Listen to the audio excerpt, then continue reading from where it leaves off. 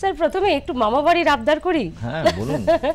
থেকে দশমী অবধি একটা খাবার চাট মোটামুটি একদম নিজে থেকে আগে তৈরি করে রাখতে হবে, কিন্তু অ্যালকোহল ও ফ্যাটি লিভার তৈরি করে। দুটোর মাধ্যমে তো আমাদের একদিকে ট্রাইগ্লিসারাইড বাড়বে, একদিকে কোলেস্টেরল বাড়বে, আর এদিকে অ্যালকোহল ও ট্রাইগ্লিসারাইড তৈরি করবে। তাড়াতাড়ি অ্যান্টাসিডটা খেয়ে ফেলতে হবে, গ্যাস না হলে মাথায় উঠে যাবে।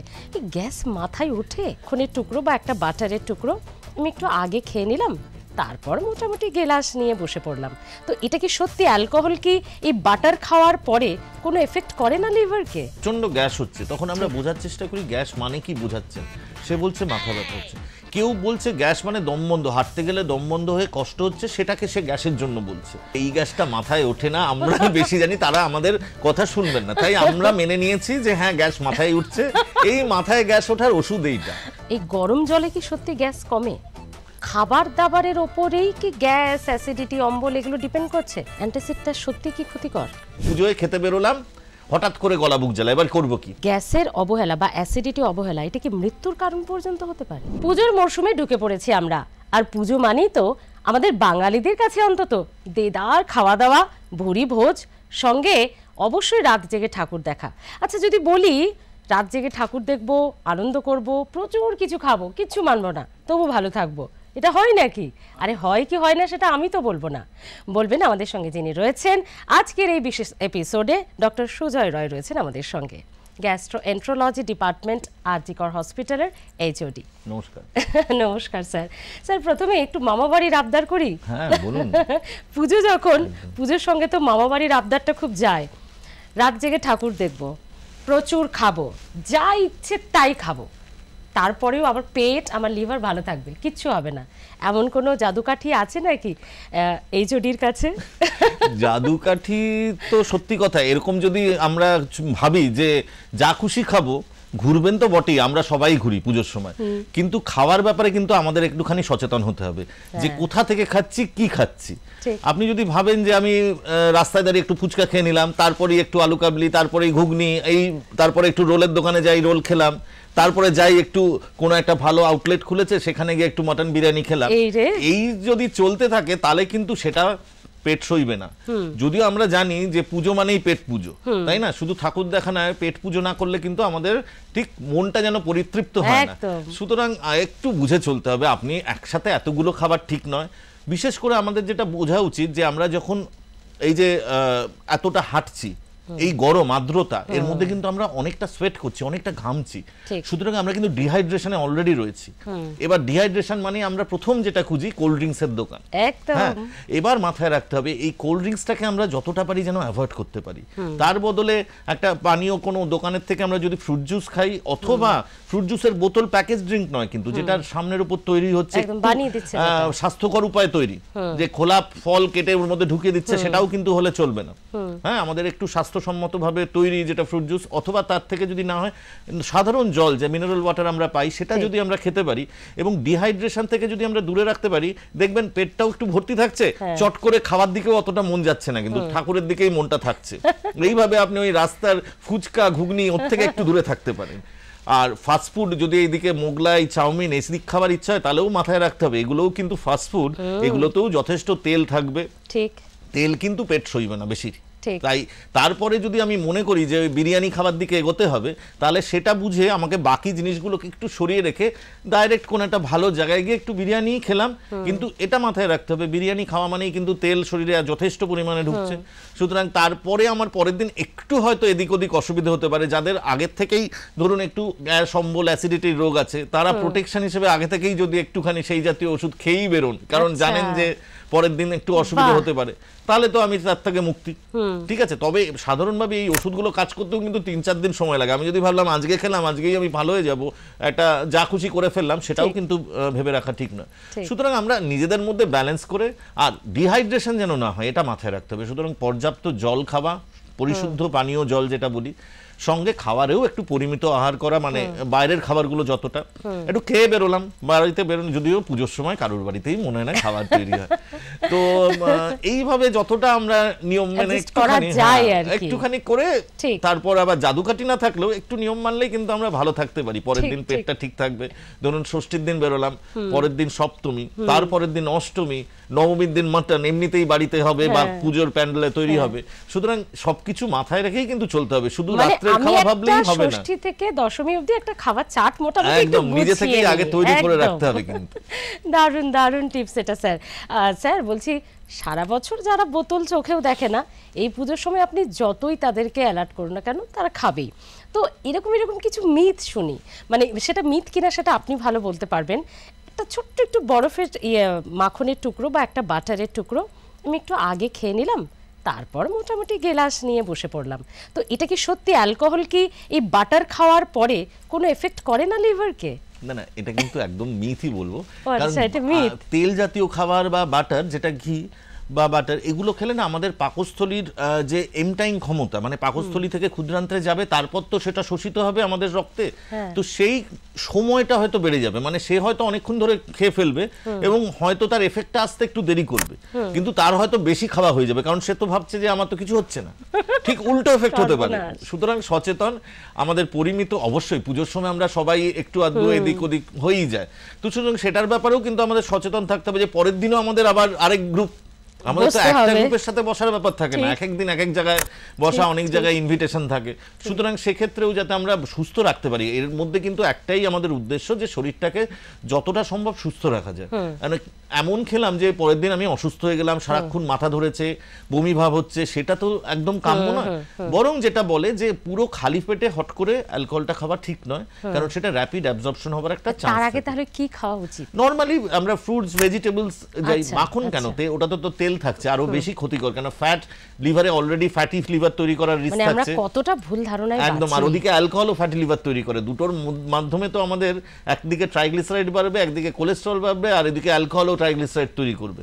সুতরাং এইভাবে চললে তো হবে না। আমাদের একটু এই যে খাবারটা একটুখানি পেট ভর্তি হালকা অবস্থায় আমরা যদি সেটা পানীয়টা খাই, সেটা কিন্তু আমরা খানিকটা নিজেকে প্রোটেক্টেড রাখতে পারবো। স্যার, গ্যাস নাকি মাথায় ওঠে, এটা অনেকের কাছেই শুনেছি। আরে বাবারে, এই গ্যাসটা মানে তাড়াতাড়ি অ্যান্টাসিডটা খেয়ে ফেলতে হবে, গ্যাস না হলে মাথায় উঠে যাবে। এই গ্যাস মাথায় ওঠে? প্র্যাকটিক্যালি আমি জানি না ওঠে কি না, মানে আমাদের রুগীদের যদি আমরা বোঝাতে যাই যে না এই গ্যাসটা মাথায় ওঠে না, আমরা বেশি জানি, তারা আমাদের কথা শুনবেন না। তাই আমরা মেনে নিয়েছি যে হ্যাঁ গ্যাস মাথায় উঠছে, এই মাথায় গ্যাস ওঠার ওষুধ এইটা, হ্যাঁ, তা সেটাতে সাধারণ গ্যাসের ওষুধ কাজ করে না, সাধারণত এটা মাইগ্রেনই হয়। ঠিক আছে, একসাথে অনেক সময় অ্যাসিডিটির সঙ্গে মাইগ্রেন লিঙ্ক থাকতে পারে, নাও থাকতে পারে, সেই জন্য তারা মনে করে অ্যাসিডের ওষুধ খেলাম আর গ্যাস মাথা ব্যথাটা কমে গেল। সুতরাং সেটা একটা ট্রিগার, কিন্তু অরিজিনাল রোগটা মাইগ্রেন।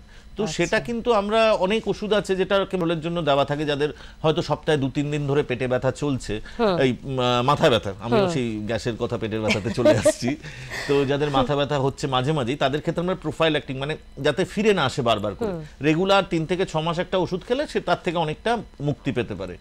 আর হঠাৎ যদি ব্যথা হয়, তার আবার কিছু অন্যরকম ওষুধ আছে, সাধারণত প্যারাসিটামল জাতীয় ওষুধ, যেটা খেলে সঙ্গে সঙ্গে সেই ব্যথার থেকে রিলিফ পাওয়া যায়। তো এইভাবে আমরা মাইগ্রেনের চিকিৎসা করে থাকি। ওটা গ্যাস মাথায় ওঠাটা একদমই বাস্তবসম্মত চিন্তাধারা নয়। আমি অন্তত বলবো না গ্যাস মাথায় উঠেছে, কারণ আমরা বুঝিয়েও পারি না। আমাদের অনেক রুগী আছে, তাদের যদি বোঝানোর চেষ্টা করি, বলে না না আপনি বুঝবেন না স্যার। ওরে বাবা। আচ্ছা স্যার, গ্যাস না হয় মাথায় উঠলো না, কিন্তু গ্যাসে হার্ট অ্যাটাক, এটা আবার অনেকে বলে থাকেন যে গ্যাস এত বেশি হয়ে যাচ্ছে হার্ট অ্যাটাক না হয়ে যায়, এটাও কি একটা মিথ? ঠিক একই কথা বলি। দেখুন, গ্যাসটা এত কমন সমস্যা। দ্বিতীয় কথা, একটা আলাদা কথা বলি, গ্যাস বলতে কি সেটা কিন্তু আমরা আগে বোঝার চেষ্টা করি। কেন, কোনো রোগী এলো শুধু মাথা ব্যথা নিয়ে, সে বলছে প্রচন্ড গ্যাস হচ্ছে, তখন আমরা বোঝার চেষ্টা করি গ্যাস মানে কি বোঝাচ্ছেন। সে বলছে মাথা ব্যথা হচ্ছে, কেউ বলছে গ্যাস মানে দম বন্ধ, হাঁটতে গেলে দম বন্ধ হয়ে কষ্ট হচ্ছে, সেটাকে সে গ্যাসের জন্য বলছে। তো সেটা কিন্তু হার্টের সিমটম, মানে তার ওই উপসর্গটা হচ্ছে হার্টের কোনো রোগ হলে যে নর্মালি যেটা আমরা কাজকর্ম করতে পারতাম, ধরুন সিঁড়ি দিয়ে উঠতে আমাদের শ্বাসকষ্ট হয় না, কিন্তু কেউ যদি একটু উঠেই হাঁপিয়ে পড়ছে, দম বন্ধ লাগছে, তাহলে সেটা কিন্তু হার্টের রোগের জন্যই হচ্ছে। সুতরাং সে যদি সেইটাকে উপসর্গটাকে বুঝতে ভুল করে এবং সেটাকে গ্যাসের জন্য বলে, তাহলে তো সেটা গ্যাসের দোষ নয়, 1 নম্বর। 2 নম্বর, এই রোগটা এতটাই পরিব্যাপ্ত যে একই হার্টের রোগী এবং গ্যাসের রোগী, মানে সত্যি যাদের গ্যাস অ্যাসিডিটি হচ্ছে তাদের একই সাথে এই দুটো রোগ থাকতে পারে। সুতরাং সেক্ষেত্রে কেউ অ্যাসিডেও ভুগছে, আবার তার হার্টেরও ভেতরে রোগ আছে। সুতরাং এইগুলো আমরা কিছু উপসর্গের মাধ্যমে চেষ্টা করি বোঝার। সন্দেহ হলো সেখানে আমরা চিকিৎসকের পরামর্শ নিই, মানে আমরা ইসিজি করি বা ইকোকার্ডিওগ্রাফি করে বুঝি যে সত্যি হার্টের কোনো প্রবলেম আছে কিনা। অ্যাসিডের জন্য হার্ট অ্যাটাক হচ্ছে বা অ্যাসিডের জন্য স্ট্রোক, মাথায় গ্যাস উঠে স্ট্রোক হয়ে গেল, এটা কিন্তু একদম বাস্তবসম্মত চিন্তাধারা নয়, যদি না তার দুটো রোগী একসাথে থেকে থাকে, যেটা অনেকের ক্ষেত্রেই হতে পারে। স্যার, গ্যাস হলে বা অ্যাসিডিটি হলেই আমরা টপাটপ অ্যান্টাসিড খেতে থাকি। আবার অনেকে বলেন এই যে এত অ্যান্টাসিড খাচ্ছিস তো দেখবি কি হবে, অ্যান্টাসিডটা সত্যি কি ক্ষতিকর? দেখুন, অ্যান্টাসিড আবার অনেক রকমের আছে। আমরা সাধারণ অ্যান্টাসিড যেটাকে বুঝি সেটা আমাদের যে প্রোটন পাম্প ইনহিবিটর, আমাদের অ্যাসিড সিক্রেশনটাকে বন্ধ করে দেয়। আর অ্যান্টাসিড বাজারে যেগুলো পাওয়া যায়, যে সিরাপগুলো বা ট্যাবলেট হিসেবে পাওয়া যায়, যেটা আমরা চিবিয়ে খাই বা সিরাপটা খেয়ে নিই, সেটা কিন্তু অ্যাসিডটাকে নিউট্রালাইজ করে, মানে সাময়িক একটা রিলিফ দিল, ঠিক আছে, সেটা কিন্তু বেশিক্ষণ এফেক্ট থাকবে না। আর অন্যদিকে যে ওষুধটার কথা বললাম, যেটা অ্যাসিড আমাদের তৈরি হতে বাধা দেয়, সেইটা কিন্তু আমাদের অনেকক্ষণ প্রলং প্রোটেকশন দেয় অ্যাসিড থেকে। যে আমি একদিন খেলাম, সেটা প্রায় 1-2 দিনের প্রোটেকশন দিল। সাধারণত আমরা সেগুলো প্রলং, যাদের রোজই অ্যাসিডিটি হচ্ছে বা গলা বুক জ্বালা বা পেটের আলসারের রোগ থাকছে, সেই জাতীয় ওষুধ যেটা অ্যাসিড তৈরি হতে বাধা দেয়, সেই জাতীয় ওষুধগুলো, অনেকে সেটাগুলোকেও অ্যান্টাসিড বলে, তো সেই ওষুধগুলো আমরা তাদের দিই। আর যাদের হঠাৎ হঠাৎ অ্যাসিডিটি হচ্ছে, যে গলা বুক জ্বালা হচ্ছে, কোনো একটা, এই যে বললাম যে পুজোয় খেতে বেরোলাম, হঠাৎ করে গলা বুক জ্বালা, এবার করবো কি, পকেটে একটা অ্যান্টাসিড, আমি বলবো ট্যাবলেট 2টো নিয়ে বেরোন, হট করে গলা বুক জ্বালা হলো, 2টো চিবিয়ে খেয়ে নিলেন, গলা বুক জ্বালার সঙ্গে সঙ্গে কিন্তু কমে যাবে। কিন্তু এটার মানে এই নয় যে আপনি ওটা থেকে পরে আরো 2 ঘন্টা বাদে ওই অ্যাসিডিটি কিন্তু আবার ফিরে আসতে পারে। সুতরাং আমাকে খাওয়া নিয়ে সচেতন থাকতে হবে। আর যদি গ্যাস থেকে মুক্তি পেতে হয়, যেটা সারাদিন হবে না, তাহলে আমাকে আগের দিন সকালেই, ওই দিন সকালেই একটা খাবার, টিফিন খাওয়ার আগে ওই জাতীয় গ্যাসে, যেটা গ্যাস তৈরি হতে, মানে অ্যাসিড তৈরি হতে বাধা দেয়, সেই জাতীয় ওষুধ খেতে হবে। এটা কখনোই আমরা নিজে নিজে করব না, বা নিজে নিজে তো একদমই কোনো ওষুধই খারাপ, এবং প্রলংড অনেক দিন খেলে প্রত্যেকটা ওষুধেরই কিছু সাইড এফেক্ট বা পার্শ্ব প্রতিক্রিয়া তো থাকবেই, যেগুলো অনেক সময় মারাত্মকও হতে পারে। তাই চিকিৎসকের আদৌ আমাদের দরকার আছে কিনা সেই বুঝে আমাদের ওষুধগুলো খাওয়া উচিত, বা কোন ক্যাটাগরি সেটাও একদম, কোনটায় কতটা রিস্ক থাকছে, কাদের জন্য। বিশেষ করে দেখা গেছে কিডনি রোগীদের জন্য, যেটা আমি বলে অ্যাসিড সিক্রেশন, সেগুলো অনেক সময় ক্ষতি করতে পারে। সুতরাং এইগুলো নিয়ে কিন্তু আমাদের একটু সচেতন হতে হবে। একদম। স্যার, আরেকটা কথা, এই গরম জলে কি সত্যি গ্যাস কমে?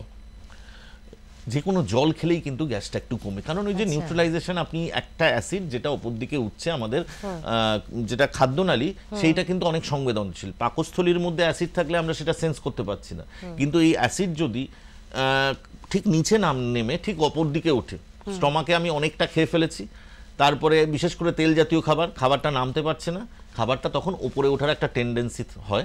এবং যাদের ক্ষেত্রে এই আমাদের একটা স্ফিংটার থাকে খাদ্যনালীর নিচে, পাকস্থলী আর খাদ্যনালীর মধ্যে একটা স্ফিংটার বা ভালভ থাকে, সেটা যদি দুর্বল থাকে, তাহলে সেই খাবারটা উপর দিকে ওঠার, অ্যাসিড মিশ্রিত খাবার উপর দিকে ওঠার একটা সম্ভাবনা দেখা দেয়।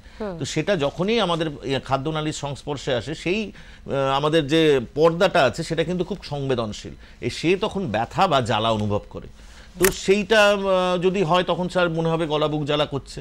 সুতরাং এইটা হচ্ছে যে আমরা, এটাই হচ্ছে উপসর্গটা নিয়ে আমাদের কাছে আসে, এবং কতবার হচ্ছে বা কিভাবে হচ্ছে তার উপর আমরা কিন্তু ওষুধগুলো দিয়ে থাকি। ঠিক। স্যার, আরও একটা ধারণা আমাদের মধ্যে আছে, আমি তো বটেই, মানে এটা হয়েই যায়, কাউকে বলেই ফেলি ফট করে যে এটা খাচ্ছিস গ্যাস হবে, বা ওটা খাস না গ্যাস হবে, এটার জন্য এই সমস্যা হবে। খাবার দাবারের ওপরেই কি গ্যাস, অ্যাসিডিটি, অম্বল এগুলো ডিপেন্ড করছে, নাকি আরও অন্য কিছু, লাইফস্টাইল, এই যে আমাদের কখন খাচ্ছি বা কাজের চাপ, মানসিক চাপ, এটাও আছে? একদম সবকিছু মিলিয়েই। খাবারেরটা তো ওই যে বললাম, তেল জাতীয় খাবার খেলে আমাদের পাকস্থলী সেটাকে নিচে পাঠাতে সহজে পারে না, খাবারটা অনেকক্ষণ যদি থেকে যায়, এবং যাদের তেল জাতীয় খাবারে আমাদের এই খাদ্যনালীর যে স্ফিংটারটা বললাম, সেটাও কিন্তু ঢিলে হওয়ার সম্ভাবনা থাকে তেল জাতীয় খাবার খেলে। সুতরাং তাদের ক্ষেত্রে খাবারটা উপর দিকে উঠে গলা বুক জ্বালার সম্ভাবনা থাকে। উল্টোপাল্টা খেলে আমাদের ডিসপেপসিয়া, যেটা আমরা বলি, পেট ভার মনে হবে, যেন খাবারটা হজম হয়নি, অনেকক্ষণ পাকস্থলীতে থেকে গেলে পেটটা ফুলে রয়েছে, এবং তারপরে যদি আমি ঢকঢক করে অনেকটা জল খেয়ে নিই, ঠিক আছে, খেয়েই সঙ্গে সঙ্গে অনেকটা আরও পেটটা ফুলে গেল, তো একটা সেন্স হবে তখন, অসুবিধে এইগুলো তো থাকবেই। এই জন্য বলা হয় যে খাওয়ার পরে একটু পাইচারি করে নিলে আমাদের পেটটা যেন একটু হালকা হবে। সঙ্গে এমন কিছু খাবো, ফাইবার জাতীয় খাবার খাবো যেটা আমাদের সহজপাচ্য হয়ে যাবে, যাতে আমাদের স্টুলটা ঠিক মতো হয়, সেই জিনিসগুলো মাথায় রাখতে হবে। যে কেন আমরা বলি সুষম খাদ্য, যে প্রোটিন, কার্বোহাইড্রেট, ফ্যাটের একটা মাত্রা এবং তার সঙ্গে নিউট্রিয়েন্টস মানে ভিটামিন, মিনারেলস এবং ফাইবার সবকিছু মিলিয়ে খেলেই আমরা কিন্তু পুষ্টিটা আমাদের একদম সঠিকভাবে কাজ করবে। নাহলে কিন্তু অপুষ্টি মানেই যে একটা রোগা হয়ে যাওয়া তা নয়। বিভিন্ন ভিটামিন বা মিনারেল ডেফিসিয়েন্সিতেও বিভিন্ন কর্মক্ষমতা হ্রাস পাওয়া বা মাসেল মাস হ্রাস পায়। তো সেগুলোও মাথায় রাখতে হবে যে আমরা সুষম খাদ্য কিভাবে নিচ্ছি। আচ্ছা স্যার, এই সুষম খাদ্য এবং আপনি স্টুলের কথা যেটা বললেন যে ফাইবার আমরা যদি খাই, ফাইবার জাতীয় খাবার, তাহলে আমাদের পটি পরিষ্কার হবে। এরকম মানুষও আমার চেনা বেশ কয়েকজন আছেন যে যাদের একদিন, দুদিন, 3 দিন পটি হচ্ছে না, কিন্তু বিশ্বাস করুন দিব্যি খেয়ে যাচ্ছে। মানে লাঞ্চ, টিফিন বলুন, ব্রেকফাস্ট বলুন, ডিনার বলুন, দিব্য খাচ্ছে, কোনো সমস্যা নেই, পেটে ব্যথা নেই, কিচ্ছু না। এটা কি কোনো একটা মানে বড় কোনো রোগের সিমটম?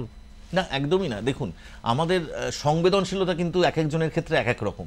ধরুন কেউ একটা মাছি বা মশা দেখলো, সে ভয় পেলো, মানে মশার কামড়ে লাফাচ্ছে, আর কেউ মশাটাকে দেখে উড়িয়ে দিল, বা আরশোলাকে এক একজন এক এক রকম ভাবে ভয় পায়, তাই না? তো ঠিক এই আমাদের অন্ত্রের মধ্যে যে নার্ভগুলো আছে তার সংবেদনশীলতা কিন্তু এক একজনের ক্ষেত্রে এক এক রকম। সুতরাং কেউ একটু স্টুল বা একটু গ্যাস হলেই সে প্রচন্ড মানে মনে হচ্ছে তার পেটটা ফুলে গেছে, অস্বস্তি হচ্ছে। আর ঠিক অন্য মানুষটা সেই পরিমাণই হয়তো গ্যাস তৈরি হচ্ছে, কিন্তু তার কোনো সেন্সই হচ্ছে না। কারণ এটা আমাদের অন্তরে, এই যে স্ট্রেস কথাটা আপনি উচ্চারণ করলেন, এই ডিপ্রেশন, অ্যাংজাইটি, আমাদের আজকের কাজের স্ট্রেস, এইগুলোর সঙ্গে কিন্তু আমাদের ব্রেন গাট অ্যাক্সিস বলে একটা আমরা আজকাল জানতে পেরেছি, আগে আমরা জানতাম না, যে এগুলোর সঙ্গে কিন্তু মন হচ্ছে আমাদের মানে পেট হচ্ছে মনের আয়না প্র্যাকটিক্যালি। যে আমাদের পেট কিভাবে কাজ করছে, মন সেটা পরিচালন করে। ঠিক মন কেমন থাকবে সেটাও কিন্তু পেটের মাধ্যমে ঠিক করা হয়। কারণ এই নিউরো ট্রান্সমিটারের একটা জটিল এমনভাবে এদের ওতপ্রোত কাজকর্ম চলতে থাকে, তারা নিজেরা কিন্তু সিগন্যাল পাঠায় যে কোন ধরনের হরমোন বেরোবে, এই ধরনের নিউরো ট্রান্সমিটার বেরোবে, কে কতটা সেন্স করবে সেটা কিন্তু। আর স্ট্রেস চললেই কিন্তু এই নিউরো হিউমারাল যে ট্রান্সমিশনগুলো অ্যাবনর্মাল হয়ে যায়, তখন তার সংবেদনশীলতা বেড়ে যায়। সুতরাং এই জিনিসটা কিন্তু এখানে আমাদের মাথায় রাখতে হবে যে স্ট্রেসটা কিন্তু আমাদের পেটের সমস্যার ক্ষেত্রে অনেকাংশেই জড়িত। বিশেষ করে ফাংশনাল ডিসপেপসিয়া বা ইরিটেবল বাউল সিনড্রোম, যেগুলো আজকাল প্রাদুর্ভাব প্রচন্ড পরিমাণে, এবং তার একটা অত্যন্ত জরুরি কারণ স্ট্রেস এবং এই ফুড হ্যাবিট, যে আমরা যা খাবার খাচ্ছি সেগুলো কিছু কিছু খাবার আমাদের পেটে প্রচুর গ্যাস তৈরি করে। তো সেগুলো তাদের সংবেদনশীল যারা, প্লাস কিছু কিছু খাবার আমাদের ব্যাকটেরিয়া, আমাদের অন্তরে তো প্রচুর পরিমাণে ব্যাকটেরিয়া আছে, ভালো খারাপ দু রকমের, সেই খারাপ ব্যাকটেরিয়ার সংখ্যা বাড়িয়ে দিচ্ছে, ভালো ব্যাকটেরিয়ার সংখ্যা কমিয়ে দিচ্ছে খাদ্যের জন্য।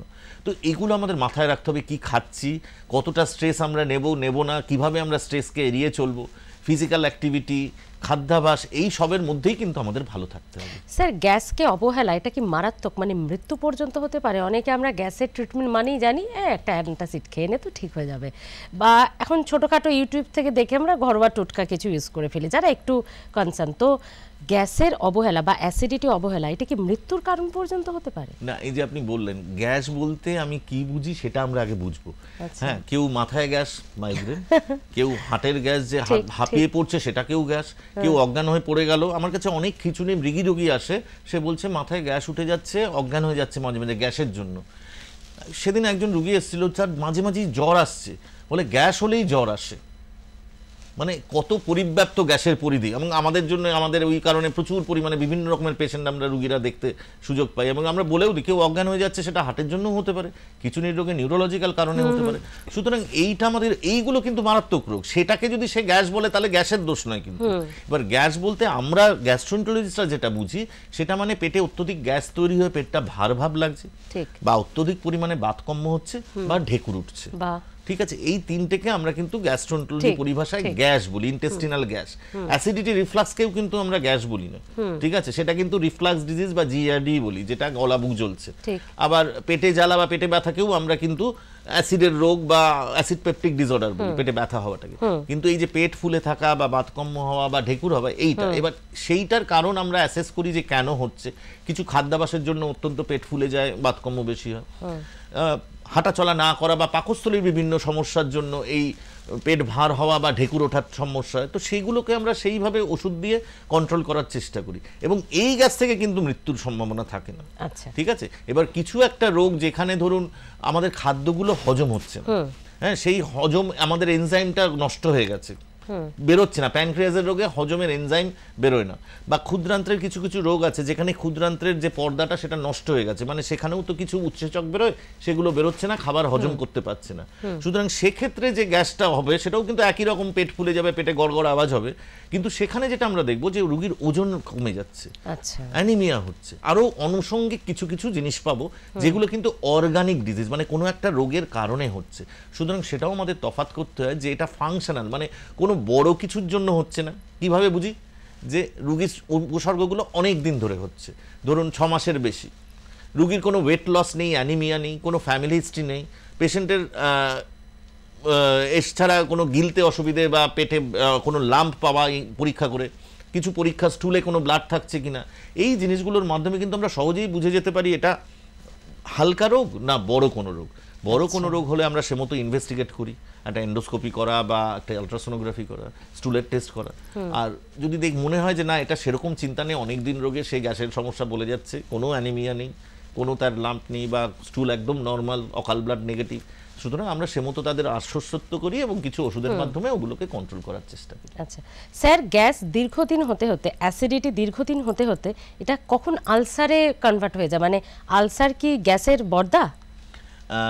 না, আবার সেই গ্যাস, ঠিক আছে। আলসার মানে কিন্তু পেটে ব্যথা হবে, জ্বালা হবে, কখনো কখনো রক্তবমি, কালো পায়খানা হতে পারে, এটা পাকস্থলিতেও হতে পারে, ক্ষুদ্রান্ত্রেও হতে পারে, যেটাকে আমরা সাধারণ acid related gas, acid peptic disorder বলি। আবার সেই অ্যাসিডের জন্য কিন্তু যদি আমাদের অ্যাসিডটা বারবার করে উপরে সেই খাদ্যনালীতে ওঠে, সেখানেও কিছু আলসার তৈরি হতে পারে, সেটা জিআরডি বা রিফ্লাক্স ডিজিজ বলি। সুতরাং এইগুলোর আমরা যদি মনে হয় না এটা অর্গানিক ডিজিজ, পেশেন্টের কন্টিনিউয়াস পেন, ওষুধেও রেসপন্স হচ্ছে না, আবার কোনো কোনো ইনফেকশনের জন্য এগুলো এইচ পাইলোরি নামে একটা ব্যাকটেরিয়া আছে, সেই কারণেও কিন্তু এটা হতে পারে। সেক্ষেত্রে আমরা এন্ডোস্কোপি করে কোনো আলসার পেলে দেখে নিই, সে মতো একটা রস নিয়ে পরীক্ষা করা হয়, সেখানে দেখা যদি ইনফেকশনটা আছে তাহলে সেটাকে নির্মূল করার চেষ্টা, নয়তো সারা জীবন ওষুধ দিয়েও কিন্তু এই আলসার সারিয়ে দেওয়া যায় না। সুতরাং এইভাবেও কিন্তু আমরা কারণটা খুঁজি যে কেন হচ্ছে। ধরুন কেউ অজস্র পরিমাণে ব্যথার ওষুধ খাচ্ছে, কোনো ব্যথা আছে, ব্যথা কমানোর ওষুধ খেয়ে যাচ্ছে, সেখানেও কিন্তু পাকস্থলী বা ক্ষুদ্রান্ত্রে বিভিন্ন জায়গায় আলসার তৈরি হতে পারে। সুতরাং কারণটা কি সেটা অনুসন্ধান করা এবং তার চিকিৎসা করা। তবে অনেক ক্ষেত্রেই হয়তো আমরা প্রথমেই বুঝতে পারি না এটা অর্গানিক, মানে কোনো আলসার রিলেটেড না, কখনো কখনো সংবেদনশীলতা, ওই যে বললাম পাকস্থলীর সমস্যা, কিন্তু মনে হবে প্রচন্ড ব্যথা হচ্ছে, মাঝে মাঝেই ফুলে উঠছে, ব্যথা হচ্ছে, অথচ এন্ডোস্কোপি করে দেখা গেল কিচ্ছু নেই, নর্মাল আছে। সুতরাং সেক্ষেত্রে আমরা বলি ফাংশনাল ডিসপেপসিয়া। সুতরাং কিছু পরীক্ষার মাধ্যমে আমরা কনফার্ম করি যে কি রোগ আছে, সে মতো তার চিকিৎসা করি। স্যার, আমার বাবার তো এটা মানে একটা মুদ্রা দোষ, আর সঙ্গে এরকম অনেক বাড়ির বয়োজ্যেষ্ঠদের আমরা দেখি কোথাও একটা যাবো বললেই না বারবার মনে হয় পটি পাচ্ছে, মানে বেরোবে, বাড়ির দরজা লক করে ফেলেছি, এই দাঁড়া দাঁড়া একটু ঘুরে আসে, একটু ঘুরে আসে, একটু টয়লেট থেকে আসছি, মানে অনেকে সত্যি বিরক্তিকর একটা জায়গায় চলে যায়। তো এটা কি সাইকোলজিক্যাল কোনো এফেক্ট নাকি এটা সত্যি মানে বাইরে কোথাও যাবে তার জন্য 4 বার পটি যেতে হয়? এটা কি সমস্যা? ওই যে ইরিটেবল বাউল সিনড্রোম বলে একটা কথা উচ্চারণ করলাম না, এখানে কিন্তু স্ট্রেস আর সংবেদনশীলতা একটা, ওই যে বাইরে বেরোবে, যদি আমার স্টুলের জায়গা না পাই, ওই যে ব্রেন থেকে সিগন্যাল আসছে এবং তার পেটের সংকোচন হচ্ছে এবং একটা সেন্স আসছে। সুতরাং এটাও একটা অবশ্যই মানসিকের সঙ্গে, কিন্তু পুরোটা মানসিক নয়, সে মন থেকে কন্ট্রাকশনটা আসছে, পেটে সেন্স করছে যে না আমার এখন স্টুল পেয়ে গেছে, তো সেই জন্য সে যাচ্ছে। তো এগুলো খাদ্যাভ্যাস, কিছু স্ট্রেস রিলিভ, এই সবের মাধ্যমে কিন্তু এগুলো আমরা কমপ্লিটলি এগুলো থেকে সুস্থ হতে পারে রোগী, কিছু ওষুধের মাধ্যমে যেগুলো ইন্টেস্টিনকে রিল্যাক্স করে রাখে, মনকে রিল্যাক্স করে। আর সব ওষুধেই আমাদের দেখা যায় যে মন এবং ক্ষুদ্রান্ত্র বা বৃহদান্ত্রকে শান্ত করার ওষুধ দেওয়া আছে। সুতরাং শুধু যে এটা পেটকে শান্ত করছে তা নয়, মনকেও কিন্তু শান্ত করার দরকার হয়ে যায়। ঠিক আছে। আচ্ছা স্যার, আরো একটা বিষয়, অ্যালকোহলের সময় পয়েন্টটা ভুলে গিয়েছিলাম, হঠাৎ মাথায় এলো। অনেকে বলে না, ধুর আমার তো অসুবিধে নেই, অ্যালকোহল খাচ্ছি তো কি হয়েছে, আমি তো সপ্তাহে 1 দিন নিই, কি 10 দিনে 1 দিন খাই। এটা ডাক্তারবাবু বলেছেন মাঝে মধ্যে হালকা ফুলকা নেওয়া যায়, এটা কি সত্যি? মানে মাঝে মধ্যে অ্যালকোহল ক্ষতি করে না?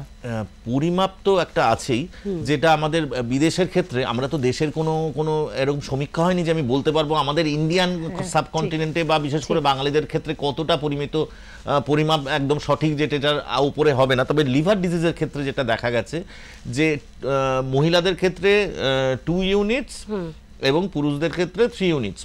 ইউনিটসের মধ্যে আবার তফাৎ আছে, 10 গ্রাম, এবার সেটা কি করে মাপবো, অনেক জটিল অঙ্কের ব্যাপার আছে। কিন্তু সাধারণভাবে বলা যায় যে যদি একজন 45 ml কে, ইউজুয়ালি সাধারণ যে ড্রিঙ্কগুলো হয় তার 45 ml কে 1 ইউনিট বলে, সেখানে 10 গ্রাম থাকে, সেটা 2 পেগ পর্যন্ত পার ডে ঠিক আছে, কিন্তু এটা বিদেশের মাত্রা খেতে, বিদেশের এনভায়রনমেন্ট একরকম, ওদের বডি ওয়েট একরকম, সুতরাং সেটাকে কিন্তু আমাদের এখানে কনভার্ট করে নিলে হবে না একদম। তো সেখানে আমাদের আর ওদের ফিজিক্যাল অ্যাক্টিভিটি এক্সারসাইজ ওরা কিন্তু অনেক সচেতন আমাদের থেকে, তো সেখানে এইটা কিন্তু পুরোটাকে ট্রান্সলেট করে নিলে হবে না। তবে আবার একটি উল্টো কথা বলবো যে সে যে 10 দিন খাচ্ছে না, সে যদি ওই 7 দিনের হিসাবকে ওই একদিনে করে খায় অতটা, তাহলে কিন্তু তার একদম জীবন বিপন্ন হওয়া অবশ্যম্ভাবী হয়ে পড়বে। তাই পরিমাপ তো একটা থাকবেই, লিমিটেড খাওয়া, এবং খাওয়ার সময় ওগুলো অ্যাডেকুয়েট ডিহাইড্রেশন, অ্যালকোহল প্রচণ্ড ডিহাইড্রেশন করে, তাই যথেষ্ট পরিমাণে জল খাওয়া, তার সঙ্গে স্যালাড বা ভেজিটেবলস এগুলো সঙ্গে নেওয়া, ঠিক আছে। সেখানে যদি প্যাকেট জাতীয় জাঙ্ক ফুড যেগুলো আমরা বলি, যে চিপস বা ওই জাতীয় খাওয়া একদম অ্যাভয়েড করা, তার বদলে স্যালাড বা ভেজিটেবলস এগুলো যদি খাওয়া যায়, ফ্রুটস খাওয়া যায় একদম, সেগুলো অনেক স্বাস্থ্যকর হয়ে যায়। প্লাস জল খাওয়া, প্রত্যেক ড্রিঙ্কের পর আরো 1 গ্লাস করে জল খেয়ে নেওয়া। সুতরাং এগুলো মেনে চললে কিন্তু আমরা অনেক ক্ষেত্রেই এই যে পার্শ্ব প্রতিক্রিয়া থেকে মুক্তি পেতে পারবো। তবে একটা রোগ আছে, ক্রনিক প্যানক্রিয়াটাইটিস বা প্যানক্রিয়াসের রোগ, সেখানে কিন্তু অ্যালকোহলের পরিমাপের সঙ্গে অ্যালকোহলের রোগের কোনো সম্পর্ক নেই। মানে সামান্যতম খেলেও, যার জিন দুর্বল, এগুলো জেনেটিক রোগের সঙ্গে সম্পর্ক থাকে, তো তাদের কিন্তু সামান্য খাওয়াও ঠিক নয়। মানে কারোর যদি অ্যালকোহল রিলেটেড একবারও ব্যথা হয়, তাকে কখনো পরিমাপে দেওয়া যায় না, তার কিন্তু সারা জীবনের জন্য প্যানক্রিয়াসের রোগ থাকলে মদ্যপান থেকে বিরত থাকতে হবে। ঠিক তেমন যদি অ্যালকোহল খেতে খেতে যদি কারো সিরোসিস হয়ে গিয়ে থাকে, তারপর যদি সেভাবে আমি পরিমিত আহার করব, সেটাও কিন্তু হবে না। অনেক দর্শক বন্ধুর তো মন ভেঙে দিলেন আপনি। না, কিছু করার নেই, এটা সত্যিটা তাকে মেনে নিতে হবে, ঠিক আছে। তার ক্ষেত্রে সত্যিটা মেনে নিতে হবে, যে যারা একটা অলরেডি রোগ ক্যারি করছে, সেখানে তো কিছু করার নেই। ঠিক। স্যার, আমার শেষ প্রশ্ন, যে যদি আমি, মানে আপনারা বলেন খালি পেটে ফল নয়, আবার বলেন ব্রেকফাস্টে ফল খেতে, তা মানুষ তো কি করে বুঝবে তাহলে? সেটা কোন ফল তার উপর ডিপেন্ড করছে। দেখেছেন কিছু কিছু ফল আবার খালি পেটে খেতে হয়, যেমন পেঁপে, আচ্ছা, ঠিক আছে, কলাও বোধহয় সেটার মধ্যে পড়ে। আবার ওদিকে তরমুজ আবার খাওয়ার পরে খেতে হয়। সুতরাং বিশেষ করে অ্যাসিড জাতীয় ফল, টক জাতীয় ফল কিন্তু খালি পেটে খাওয়া ঠিক হবে না, কারণ সেটা রিফ্লাক্স বাড়িয়ে দেবে, ঠিক আছে। অন্যদিকে মিষ্টি ফলগুলো খালি পেটেও খাওয়া যায়। তো খালি পেট মানে ব্রেকফাস্ট, মানে ব্রেকফাস্টের এন্ডে কিন্তু আমরা বলি ফলটা, হ্যাঁ, ব্রেকফাস্টটা শুরু করলাম প্রোটিন দিয়ে, শেষ করলাম ফাইবার দিয়ে, ফল, ফ্রুটস, ভেজিটেবলস বা ওইগুলো দিয়ে। সুতরাং এইভাবে আমরা খাওয়াটাকে কন্ট্রোল করতে। আরেকটা প্রশ্ন একটু মাথায় এলো, একটু করতে চাইবো। এই যে সকালবেলায় উঠে খালি পেটে মেথি জল, মৌরি জল, কেউ খাচ্ছেন চিয়া সিড, চিয়া সিডে তো এখন রমরমা বাজার, সবেতেই, মানে মহিলারা তো কোনো ব্যাপারই নয়। চিয়া সিড এগুলো কি খালি পেটে, মানে সকালবেলায় প্রত্যেক দিন, ধরুন 7টা দিনকে 7 দিনে কেউ একজন ভাগ করে নিয়েছে, আমার এরকম পরিচিত একজন আছেন যে 7 দিনে নিয়ম করে ঘুম থেকে উঠে খালি পেটে 7টি জিনিস খায়, তার মধ্যে নিম পাতা ভেজানো জল, মেথি জল, চিয়া সিডসের জল, কিশমিশ ভেজানো জল, তো সে নাকি তাতে দারুণ সুস্থ আছে। তার মানে এটা কি ঠিক? দেখুন, এই যে এই মেথি কথাটা বললেন, এতে কিন্তু সুগার ফল করে, ঠিক আছে। তাই যার সুগার নেই বা যে হয়তো অলরেডি কোনো সুগারের ওষুধ খাচ্ছে, তাই সেটা হট করে সুগার ফল করে দিলে কিন্তু, তাই মাপটা কতটা সেটা মাথায় রাখতে হবে। যে রোজ প্রচুর পরিমাণে খেলাম, ভালো বলে খেয়ে যাচ্ছি, ঠিক তেমন কেউ আলমন্ড খাচ্ছে, কতটা খাবো, হ্যাঁ, সেই পরিমাপগুলো কিন্তু জেনে রাখা জরুরি। এবং প্রত্যেকটাই অবশ্য উপকারী। চিয়া সিড খেলে কোনো অসুবিধা হবে না, প্রচুর অ্যান্টিঅক্সিডেন্ট থাকে, সেখানে লাভ হবে, ফাইবার থাকে চিয়া সিডে। তো এই দুটো তো আমাদের পক্ষে খুব হেল্পফুল। তেমনি বিভিন্ন রকমের সিড, শুধু চিয়া কেন, পামকিন সিড আছে, ফ্লাক্স সিড আছে, প্রত্যেকটার এক একটা সিসামি সিড আছে। আমি তো জেনারেলি অতটা জানি না, এক এক রকম সিডের এক এক রকম, হ্যাঁ, এক এক রকম উপকার আছেই। তো সেটা কিন্তু আমরা নরমাল ডায়েটের মাধ্যমেই পেতে পারি। সুতরাং তার জন্য যে আলাদা করছে এটা নিয়ম মেনে চলতে হবে অতটা নয়, বরং একটু আমরা যদি যোগা বা একটু ফিজিক্যাল অ্যাক্টিভিটির মধ্যে থাকি, সেটা কিন্তু অনেক বেশি ইউটিলাইজড হবে। আমরা যে প্রচুর একটা প্রোটিন, হাই প্রোটিন ডায়েট খাবো, সেটাও যদি অ্যাসিমিলেট করতে হয়, তাহলে কিন্তু আমাদের ফ্রুটস, ভেজিটেবলস এর সঙ্গে প্রোটিনটাও অ্যাডেকুয়েট নিতে হবে, বা ফিজিক্যাল অ্যাক্টিভিটিটাও করতে হবে। সেটা ছাড়া আমি কিন্তু পুরোটা সুস্থ থাকতে পারবো না। বাহ, মানে নিজে নিজে ডাক্তারি আমরা করব না, একজন এক্সপার্ট। তবে এগুলো যে আমাদের খুব ক্ষতি করবে তা নয়, অবশ্যই পরিমাপটা আমাদের জেনে নিতে হবে যে কতটা পর্যন্ত আমি সেফলি খাচ্ছি। ঠিক, একদম। স্যার, অনেক ধন্যবাদ। আরজি করের মতো হসপিটালে এতটা টাফ শিডিউল থাকার পরেও যে আপনি সময় দিলেন, থ্যাংক ইউ, তার জন্য আন্তরিকভাবে অনেক ধন্যবাদ। এবং পুজো আপনারও ভালো কাটুক, সুস্থ থাকুন সকলে মিলে, খুব ভালো করে আপনারাও পুজো কাটান। আর স্যার যে টিপসগুলো দিলেন আর যে মিথগুলো ভেঙে দিলেন, প্লিজ সেগুলো মনে রাখবেন। প্রত্যেকদিন এমন সুন্দর সুন্দর এপিসোড আপনাদের জন্য থাকবে। বিভিন্ন রকম রোগে বিভিন্ন রকম ভুল ধারণা ভাঙবো আমরা, সঙ্গে থাকতে হবে আপনাদের। ভালো থাকুন, সুস্থ থাকুন।